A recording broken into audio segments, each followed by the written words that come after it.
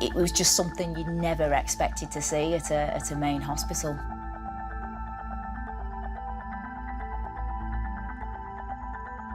This was a murder mystery like no other. Police admit whoever did this could still be working on the wards. He didn't care who he harmed. He didn't care who did the harming. Well, I didn't make it to the sink. I fell on the bed. My breathing was terrible. It's very difficult to explain how a human being can get to that kind of level.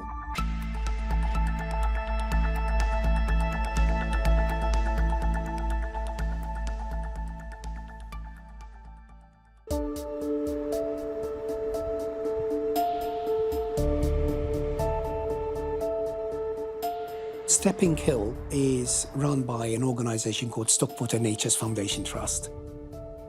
It's described as a medium-sized district general hospital. It's got about 800 beds. It employs about 4,500 staff, of whom there are approximately 200 consultants, about 300 trainee doctors, and about 3,500 nurses.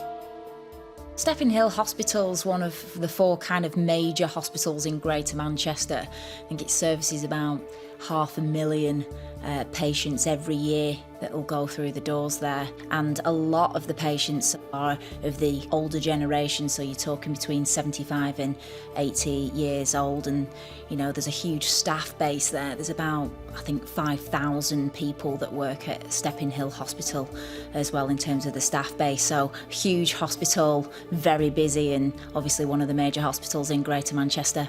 They will receive strokes, heart attacks, people who have had accidents or emergencies.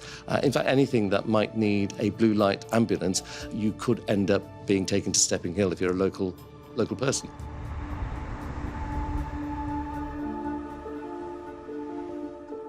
On the 27th of June 2011, 68-year-old Josephine Walsh was due to be discharged from Ward A3 of Stepping Hill Hospital after receiving treatment for chronic obstructive pulmonary disease.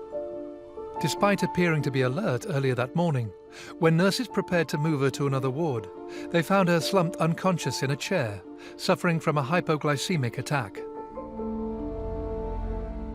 The symptoms of a hypoglycemic attack, in the first instance, they can be quite mild. They can range from just feeling slightly hungry and anxious to then feeling sweaty and shaky and just feeling kind of unwell. People then may notice that their concentration is impaired, they can't think straight, they sometimes find that they're not talking properly, and then ultimately they will start to lose consciousness. Eventually they may even go into a coma, or potentially they could die. After receiving glucose treatment for 2 apparently random hypoglycemic attacks, Josephine's condition started to improve. The incident was investigated internally, but deemed not to warrant any police involvement. People get sick in hospital all the time. In fact, that's the reason why they're there. So nothing was thought suspicious when somebody had a hypoglycemic episode who wasn't expected to have it. However, very shortly afterwards, in one evening, 5 people had similar episodes, and then the hospital staff got extremely suspicious. 2 weeks later, on the evening of the 10th of July, 5 male patients on Ward A1 suddenly suffered from similar attacks, causing concern and confusion on the ward. Amongst the patients were 41-year-old Grant Meisel and 67-year-old Philip Jones. I had just got over cancer and I had a leg complaint, cellulitis.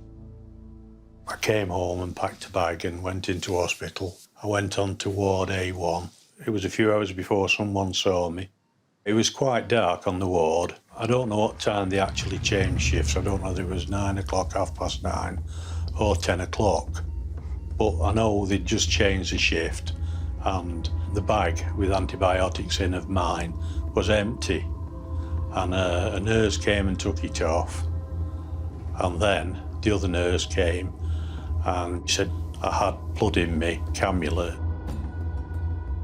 And then within 5 seconds, I started getting really hot and sweaty. I got up to wash my face at the sink. which is only a few yards away. But I didn't make it to the sink. I fell on the bed. My breathing was terrible. Another nurse came, the staff nurse I think she was, opening these packets of glucose and telling me to swallow it. But I'm still sweating and they're asking me questions. I knew what questions he was asking me, but I was answering them wrong. Well, it was very scary, really. I didn't know what to think, because I just thought I'd gone into hospital for antibiotics, which are supposed to make you feel better, really, not worse. Of the 5 patients who were affected that evening on Ward A1, only Philip was diabetic, and the only one who could expect to suffer blood sugar complications, although he controlled his illness by diet rather than insulin injections. Luckily for Philip, the glucose he was administered by the quick-thinking medical staff helped him to recover. Started coming round then, after 3 hours, so the glucose must have been working by then. My breathing was getting better and, you know, was able to talk.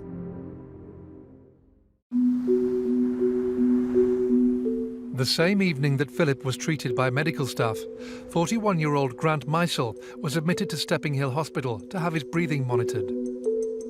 Grant had phoned his sister to say he'd taken an overdose of medication. It was a dose of prescription medication that he'd taken too much of, and so he was not very well, needed to be monitored, but thankfully he hadn't taken a dose which was life-threatening or indeed which was likely to cause him any long-term damage. Grant was transferred to Ward A1. There's nothing in the records that indicate there were any concerns about him overnight, but the following morning, at about the time of the shift change, a healthcare assistant discovered him having what appeared to be a seizure. When Grant was then examined by the medical staff, it was discovered that his blood sugar levels were life-threateningly low. He was given emergency treatment and rushed to intensive care to be placed on a ventilator. So that's really when the alarm was raised, particularly when a number of people, as well as Grant Meisel, found themselves in the same situation. The number that occurred on that single night really raised alarm signals.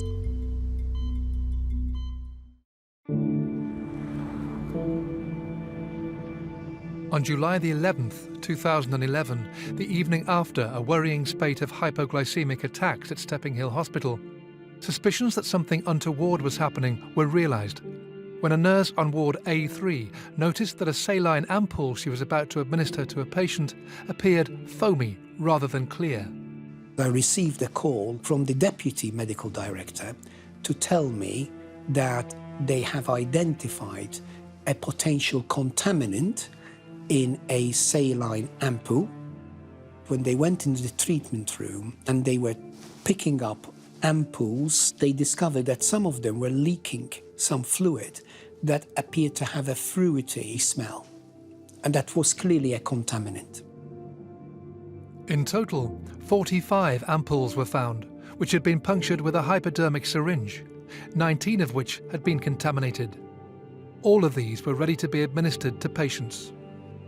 The whole country were concerned about whether or not, for example, is every saline drip in the whole country contaminated? Because was it done at the factory rather than happening at the hospital? So hospitals around the country were looking at their saline supplies to ensure that they hadn't been contaminated.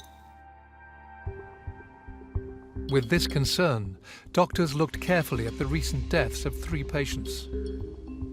71-year-old Arnold Lancaster, 44-year-old mother of 2, Tracy Arden, and 83-year-old Derek Weaver.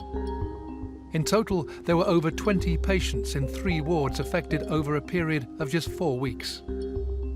Staff at the hospital decided to contact Greater Manchester Police.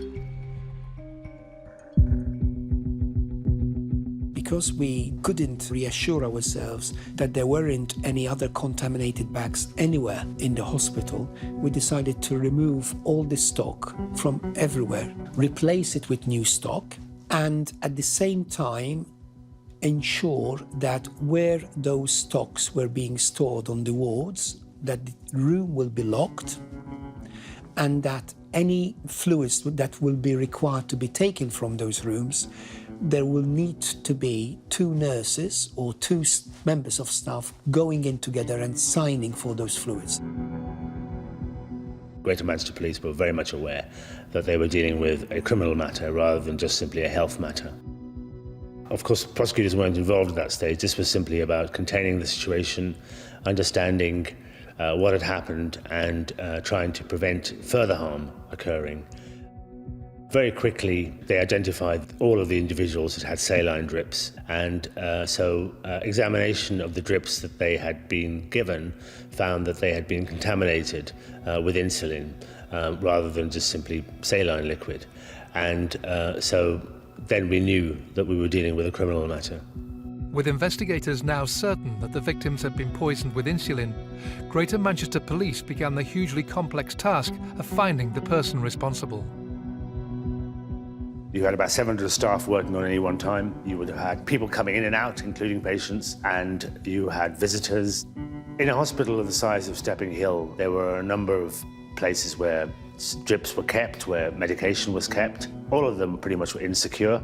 It is as busy as a shopping centre, and therefore it's pretty impossible to try and identify any one person that might be responsible for anything criminal.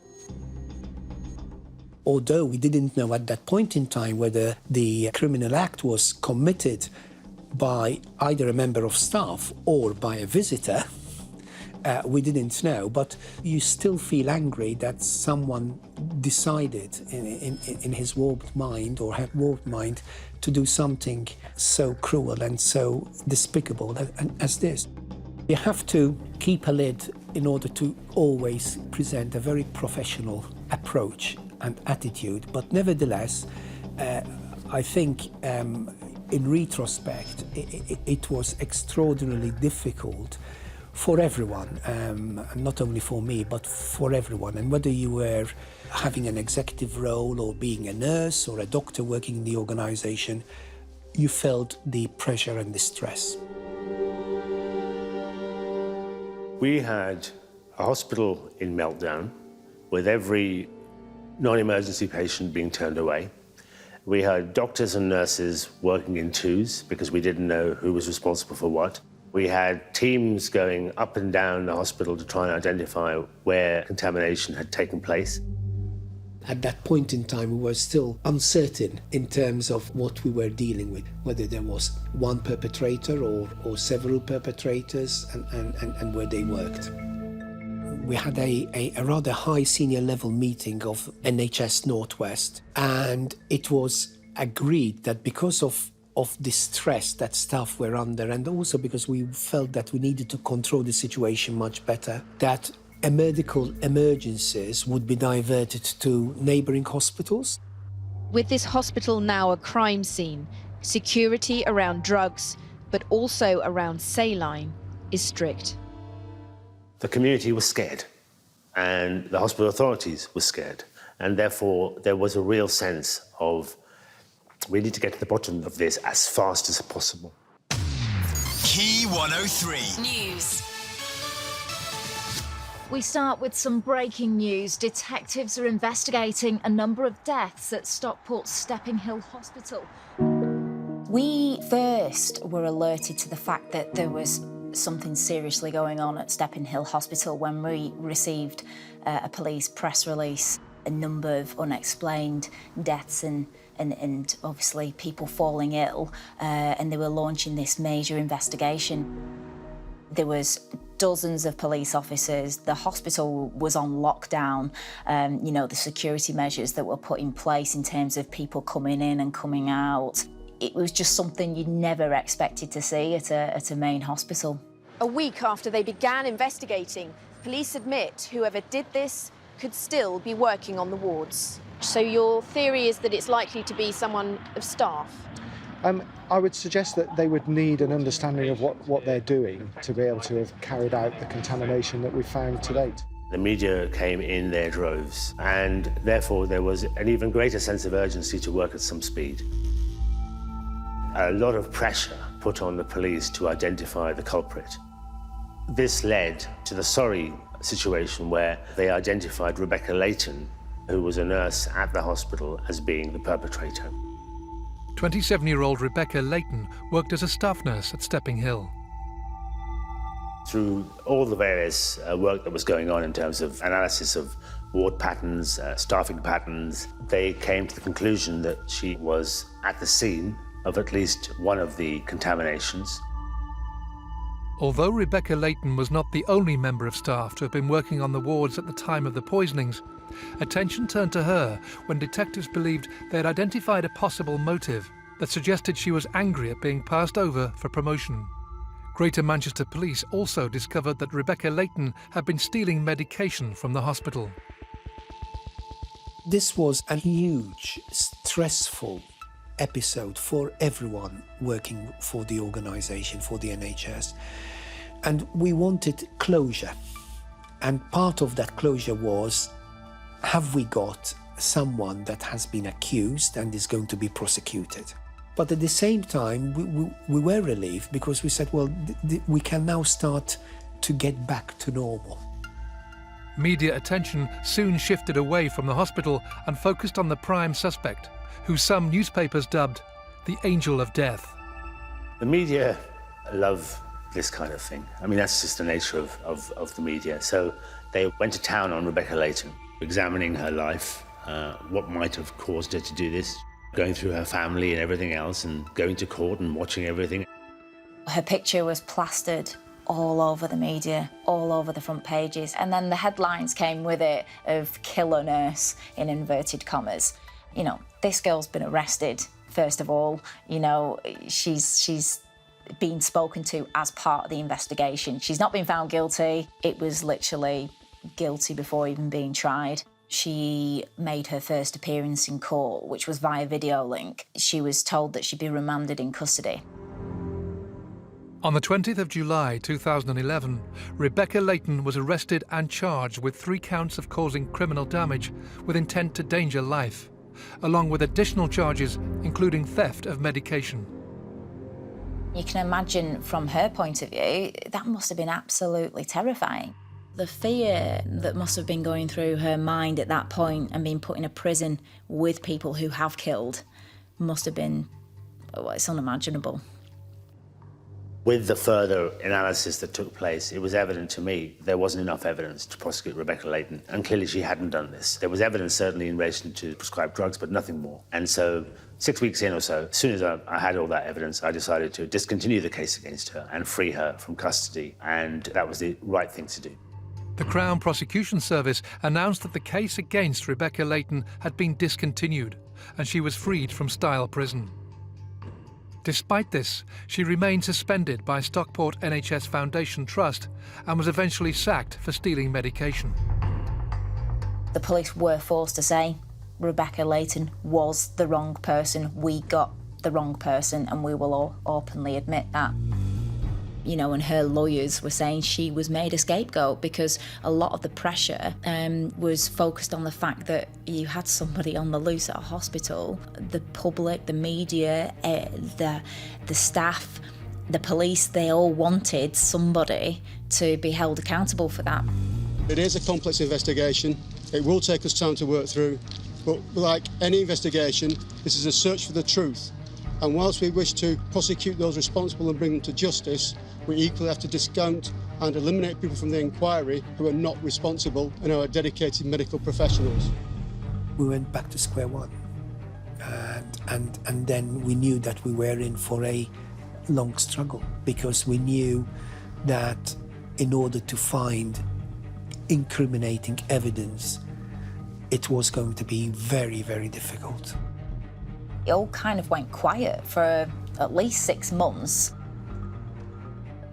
I say quiet in a sense of there were no more incidents at the hospital.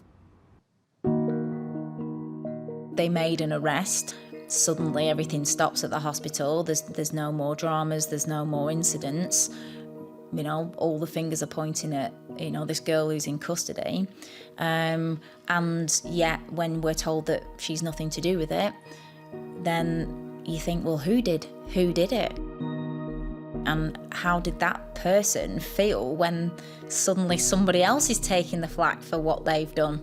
The security was so tight at the hospital, and with all the extra security checks and measures that have been put in place, it was impossible for whoever was responsible to carry on with this poisoning spree.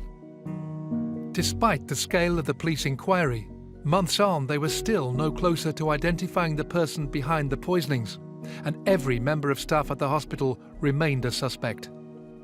They had hundreds and hundreds of potential suspects. We'd now isolated it to staff members on the basis of what you needed to be able to know to do what you did. But there were hundreds of staff members. And so we literally had to eliminate so that there was just one left. And that meant going through, or the police phenomenally going through every chart known to man to try and identify who was where at what time.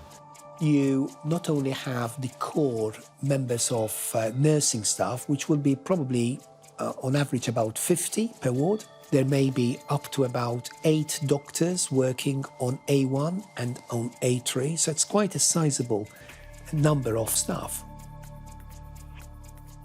When we're talking about potentially 700 people, including visitors and everybody else, I can't begin to imagine how complicated it was and how urgent it was that this was dealt with.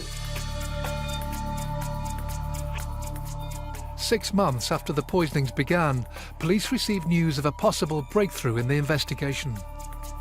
The person that was carrying out these poisonings and these sinister acts struck again, or so it seemed.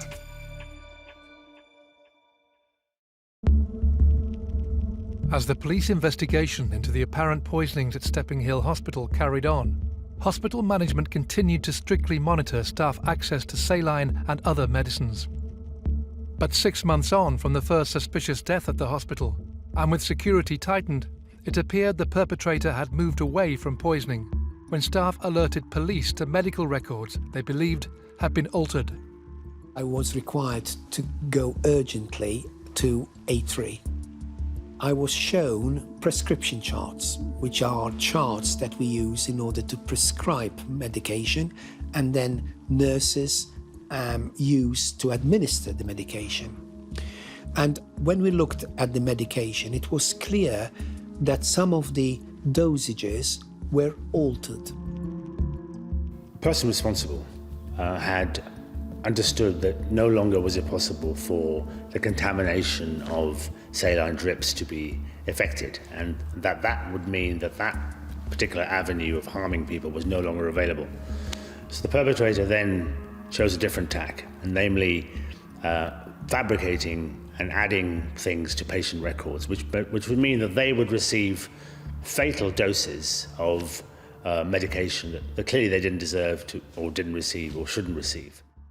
Just to give you an example, a patient was being prescribed prednisolone, 30 milligrams a day, which is a drug that we use to reduce inflammation. But the 30 was converted into an 80.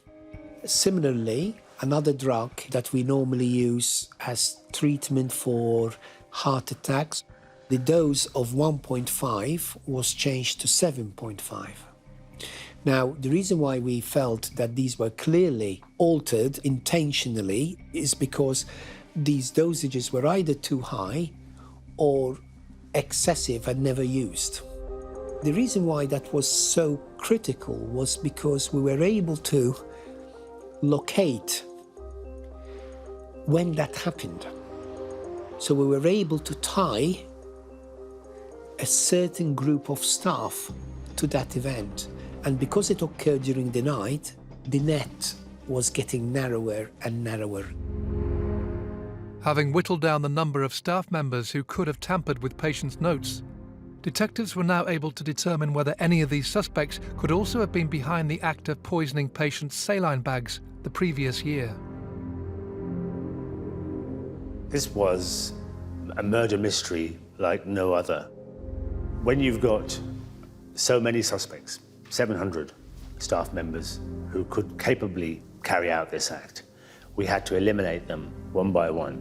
We had tens of thousands of hours of CCTV, and the police, having scoured that, were able to identify who was going where, at what time, and we could see individuals that we could therefore quickly eliminate, because they were certainly nowhere near the individuals that had been given the drips or when the drips had been contaminated. But it then enabled us to focus on one man. All of a sudden, in January, we're alerted to the fact that somebody has been arrested. A 46-year-old male nurse has been arrested on suspicion of tampering with medical records. On the 5th of January 2012, police arrested Filipino nurse Victorino Chua in connection with the unlawful altering of medical records.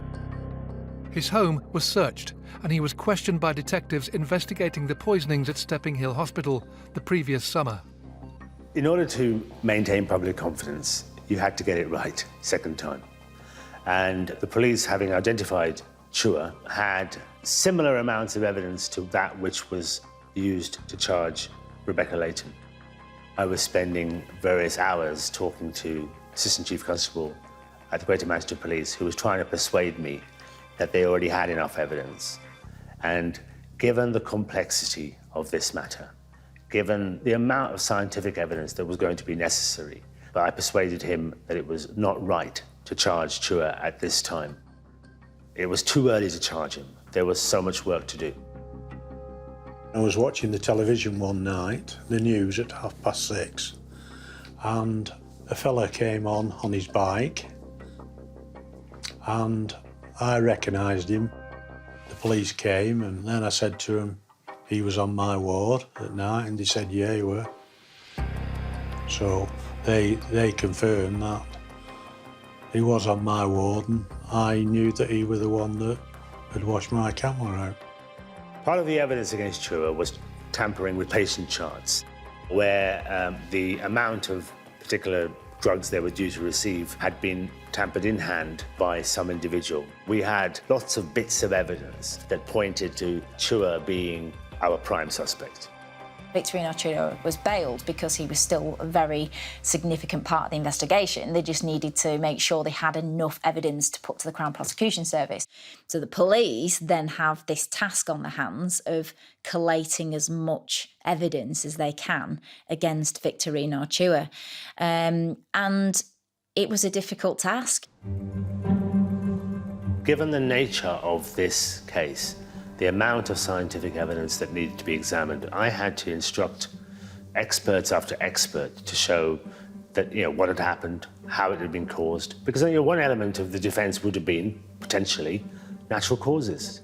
Your body actually does produce sugar. Insulin is produced in your body. So we had to show that what caused the harm was what he had done and not what your natural body does. And it took a long time, but I wanted to make sure that we had all of that ready, so when we were in a position to charge him, it was then quick to trial, and that we could present all our evidence to the court with speed. After the arrest of Victorino Chua, the media began looking into his background and investigating the Filipino's medical career. It was a case which was really high profile. A decision was taken that I should go to Manila, initially for a few days, to see, what Mr. Chua's background was. When we arrived in Manila, all we knew was his name and his date of birth. He was supposedly a trained nurse, fully qualified nurse. No reason to believe there's anything sinister about his background. So we made an application to the nursing regulator to find out if he was qualified, and then made some inquiries with the police. Our inquiries revealed that he had studied at the Metropolitan Hospital Nursing College. We discovered that he had been kicked out of the college, I think in the third year.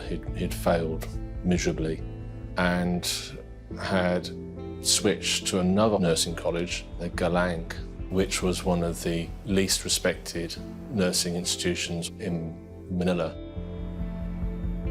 Stephen Wright's investigation into Victorino Chua led him to a former college registrar who provided him with Chua's college records.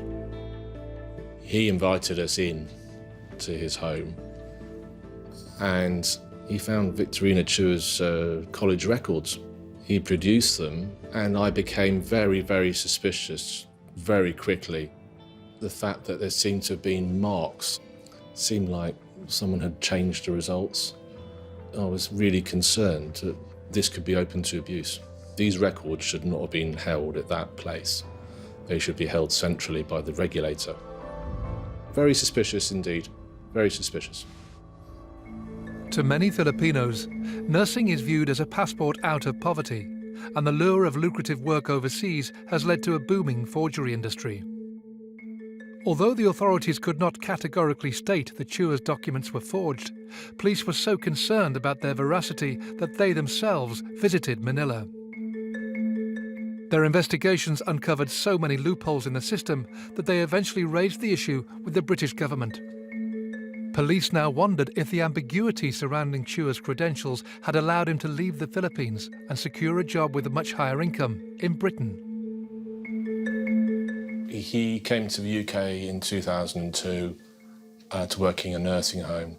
He became a bank nurse for the NHS in 2007, got a full-time job at Stepping Hill in 2009. But the crucial thing really was that soon after arriving in the UK, he was approved by the Nursing and Midwifery Council on the basis of showing photocopies of his alleged qualifications. We employed Victor Chua because he had a license to practice as a nurse from the Nursing and Midwifery Council. I understand that they now have got more robust processes in order to ensure that certificates or professional qualifications, particularly of nurses coming from abroad, are coming from bona fide associations and institutions. Back in the UK, as the investigation into Victorino Chua continued, detectives uncovered a vital piece of new evidence. A handwritten letter that revealed an insight into the mind of Chua. It was written by Victorino Chua about himself. He talks about himself and he talks about his life and he talks about his dark thoughts.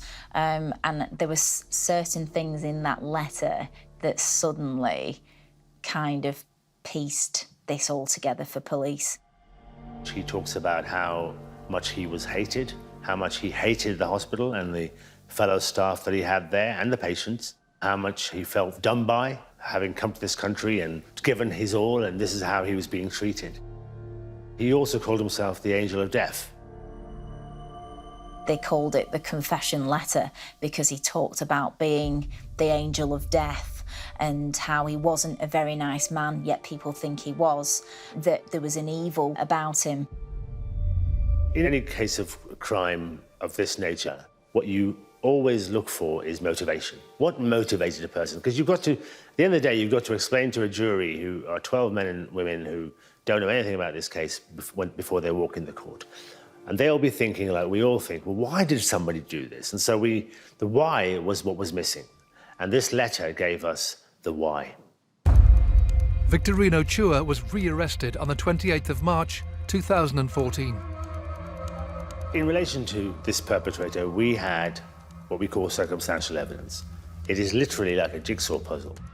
Each bit on its own probably doesn't amount to much. It might be a fingerprint there, it might be a CCTV still there, it may well be some writing on a patient record there, it would be ward records that show presence at a particular time.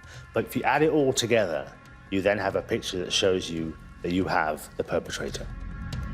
With the Crown Prosecution Service satisfied that Greater Manchester Police had gathered sufficient evidence to secure a conviction, Victorino Chua's trial got underway at Manchester Crown Court on the 20th of January 2015. 12 members of the public from Greater Manchester come into a courtroom and they don't know what they're dealing with. An enormous undertaking. And the evidence itself was so complicated.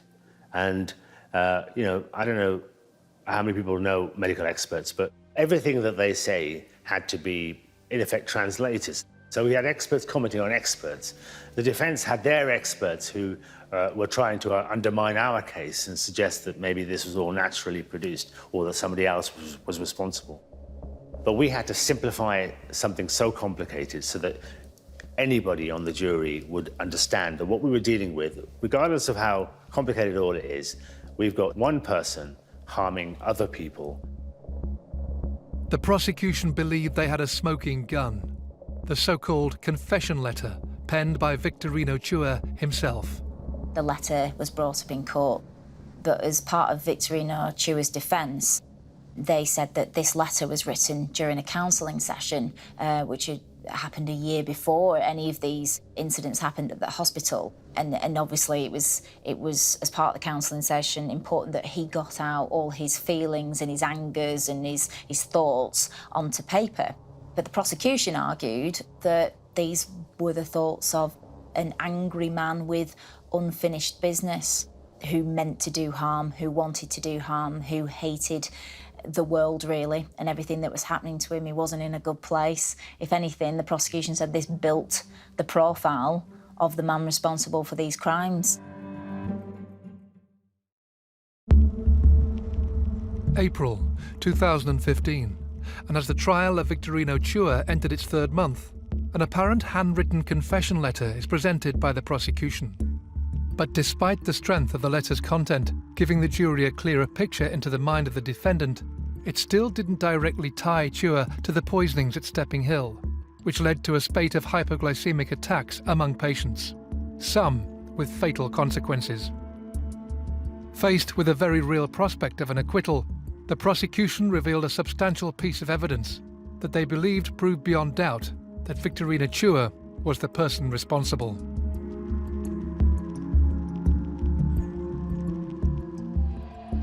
What we discovered during the course of the criminal trial was that Victorino Chua was the nurse who was looking after Grant on the ward over the course of that night when he became very unwell. We know from the testimony of one of his colleagues that he was almost certainly the sole person dealing with Grant. And we discovered that he had taken a blood sugar reading from Grant without any requirement to do so by the medical staff. That sample that was taken was by pure chance kept and frozen. And this would have been completely unknown to Victorino Chua because as far as the staff were concerned, when they took a reading, they noted down what that reading was and that sample was destroyed. And that was normally the case, but what they did do just for medical purposes every so often, they'd pick a sample and keep it and freeze it. It just so happened that Grant Meisel's blood was frozen that night.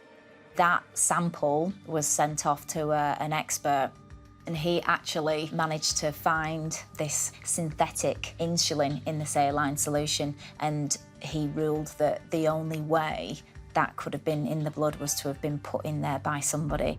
Now, that was a hard-hitting piece of evidence that it went alongside the fact that when they looked at the records from that night, Victorino Chua was working that night.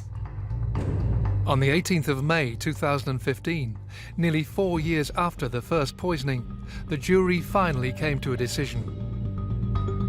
Given what had happened with the earlier charging of Rebecca Leighton, we were on tenterhooks.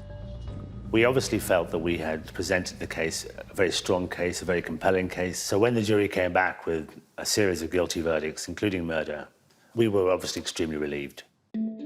I think when you've got a trial which involves a lot of really complex issues and a lot of medical jargon in particular, you do worry that the jury system won't work. So they'll be bamboozled by an able defence QC. I think the police were quietly confident, but it wasn't a nailed-on guilty verdict type case.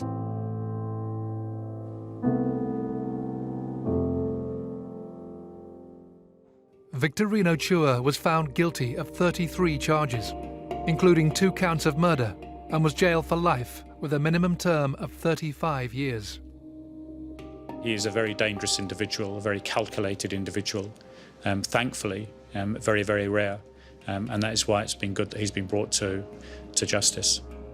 We were extraordinarily relieved. I think a sense of relief and again a sense of the starting of closure behind this event, because this took the best part of 2011 and 2015. This is nearly 4 years where a huge cloud, was hanging on, not on the hospital, but on the staff. There wasn't a day where we didn't discuss the case or we had to do something related to the case. Once Victorino Chua was found guilty, I think there was mixed emotions, really. Obviously, from the family's point of view, they had justice, but at the same time, many had lost family members and many had been through experiences that were unimaginable. But it wasn't just those that were directly affected. It was the hospital staff. It was the hours of investigative work that the police had to do. We have those victims who received justice at the trial.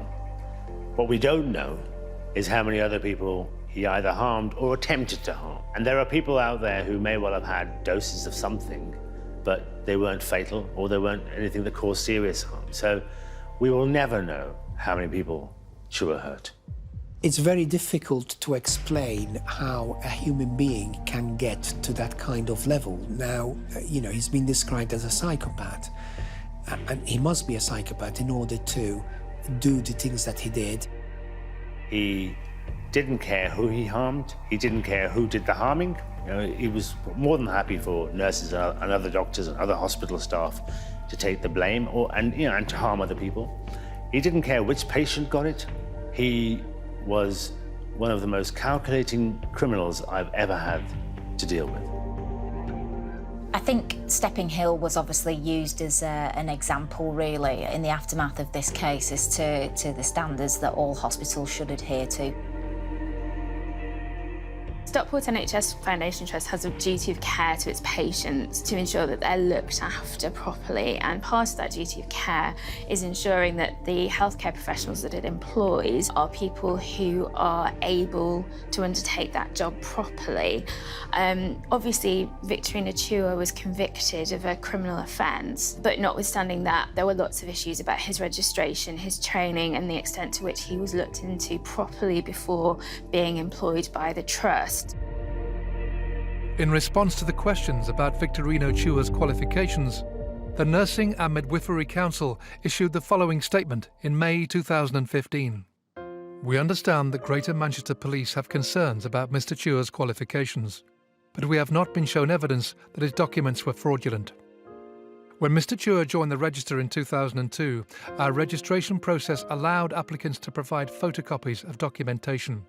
We recognise that this was far from ideal, and we have significantly strengthened our processes since then. We now require original documentation, and applicants must undergo a face-to-face interview and a 2-stage test of competence. In a statement following Chua's conviction, Anne Barnes, then Chief Executive of Stockport NHS Foundation Trust, which runs Stepping Hill Hospital, said, "Our storage of saline and management of prescription charts at the time of the incident was typical of those in other hospitals across the country. Whilst no hospital systems and processes can offer a complete guarantee against the actions of a determined criminal, additional measures are now in place which go beyond standard practice."